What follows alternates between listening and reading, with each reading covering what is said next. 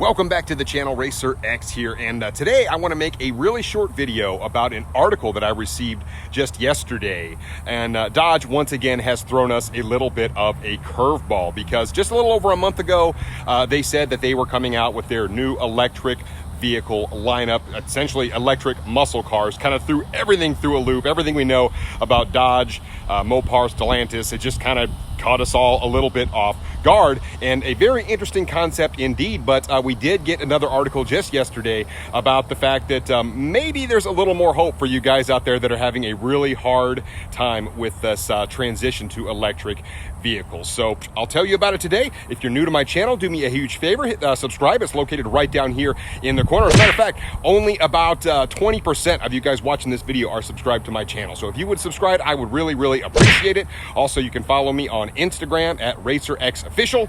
And here we go.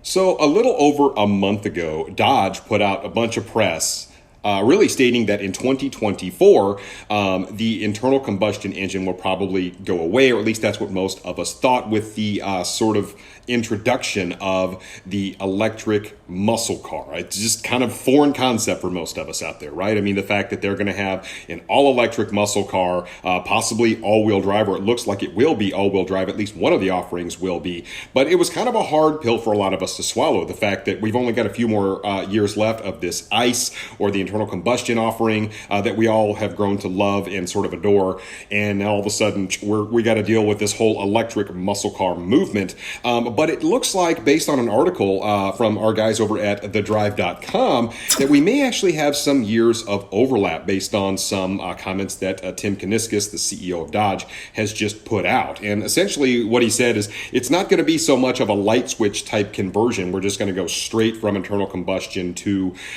all electric. It does appear, and he stated, look, we never said we weren't going to continue to make the current offerings in terms of the big V8's and all that kind of stuff when we went to electric. That's actually really good news. Now, we can't expect to see just years and years and years of them offering both, but it does look like there's going to be an overlap period there. We don't know how long it's going to be.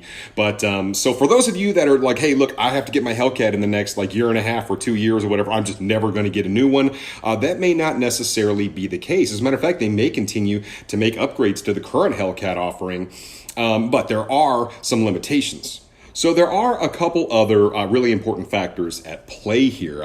Mainly, can Dodge continue to sell? Is it worth their time to sell internal combustion offerings when these new EVs are proving themselves to be just more powerful as they continue to get better ranges on them, as the technology continues to get better and less expensive? For the hardcore guys out there, they're just not going to want to move that direction. But as public opinion continues to sort of sway that direction, it probably will as these things continue to get faster and faster and just better, which I fully expect. Will it be worth Dodge's time to even continue to produce those? That's one thing. The other thing is, what's going on with the EPA right now? Because in some countries, internal combustion engines are looking to be banned altogether here in the very near future. Now, we're talking about several years down the road here. So the EPA at any point could come down and say, look, by such and such date, these auto manufacturers are no longer allowed to produce, these emissions and the gasoline-powered muscle cars. That is a very likely scenario, at which case Dodge's hand will be forced and they'll have to go to an electric vehicle offering. So I think the plans right now are they're going to have an overlap period unless they're simply not allowed to, and then they'll see what sales simply dictate. But I do fully expect these new electric muscle cars to be incredibly fast and performance oriented. So that is one neat thing. I said all-wheel drive is fantastic when you think about muscle cars. Like I said, I know it's a change from the norm, but in terms of what they can do, we know they're going to be incredible. Also, the other thing is they never ever said outright that they wouldn't go with a hybrid model as well. So we can maybe speculate that they may come out with a hybrid model to see what those sales are like as well. But they're simply following the mold that all these other car manufacturers are following, and they've kind of been forced to do it. So really the big takeaway is in 2024, obviously a few more years down the road, we fully expected the internal combustion engine offerings from Dodge to essentially just go away. Well, it doesn't look like that is going to happen, assuming everything goes to plan. So that's really good news for those of you out there that are just having a really hard time with this whole movement towards electric vehicles. It looks like you got a little more time with the ICE offerings that they currently have. And who knows, like I said, maybe they'll even make those better.